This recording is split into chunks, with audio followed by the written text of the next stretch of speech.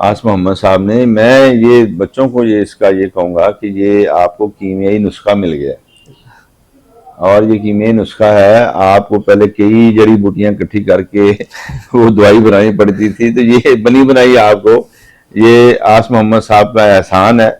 नए जो आने वाले वकला हैं, जो मेरे सामने जो कानून विरासत की किताब पढ़ी है, यकीन करें ये पूरा एक सब्जेक्ट है। और आज के माशरे में देखें, ये सच है कि दुनिया से हम सब ने जाना है।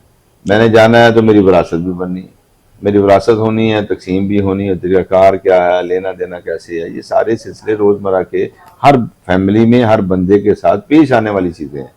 तो मैं ये समझता हूँ आस मोहम्मद साहब ने अपना हक तो अदा किया, अल्लाह ताला ने जज़ाए खैर दे। ये हम पे एहसान भी किया है, ये बच्चों आने वाले बच्चों पे एहसान है कि उन्हें ये कीमियाई नुस्खा जो है एक किताब की सूरत में मिल गया, उन्हें जगह जगह से चीज़ें इकट्ठी नहीं करनी पड़ रही।